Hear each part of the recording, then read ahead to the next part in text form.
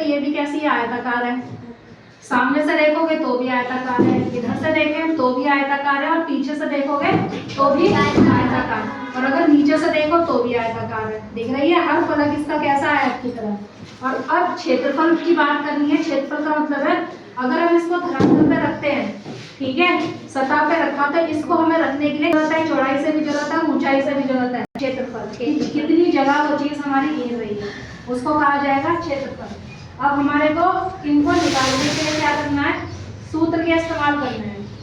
पहला सूत्र होता है हमारे पास वर्ग के लिए, वर्ग का परिमाप।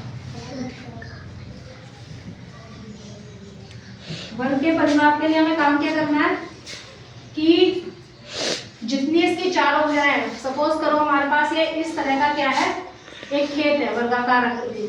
हमसे कहा गया है कि एक खेत है और खेत के चारों तरफ तुम लोग क्या करते हो कि एक खाली जमीन पड़ी है जो लंबाई और चौड़ाई सब तरह से वो क्या है बराबर है, और आप कहते हो हम इसके चारों तरफ क्या है एक तार लगवा दें तो हमारी जो नीलगाय वगैरह कोई घुसेगी नहीं, यही होता है। तो तार लगाने के लिए एक परिमाप इसकी नापनी पड़ेगी कि सारी भुजाएं कितनी हैं। अगर हमें एक भुजा पता होगी तो हम इसकी सारी भुजाओं की लंबाई बता देंगे कितनी है। तो सूत्र होता है हमारे पास 4 गुना भुजा। ठीक, दूसरा सूत्र होगा हमारे पास वर्ग का ही हमें क्षेत्रफल निकालना है, वर्ग का क्षेत्रफल। वर्ग का क्षेत्रफल का सूत्र होता है हमारे पास भुजा का वर्ग।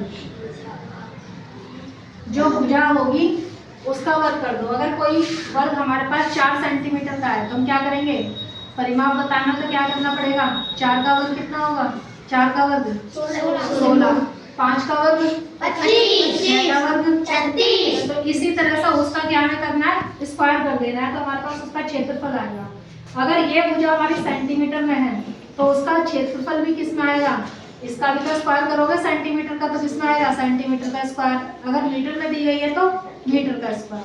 ठीक है, इतनी बात समझ आ रही है। इसके बाद तीसरा सूत्र जो पहली एक्सरसाइज में इस्तेमाल होगा वो आयत के लिए होगा कि आयत का परिमाप क्या होगा, आयत का परिमाप।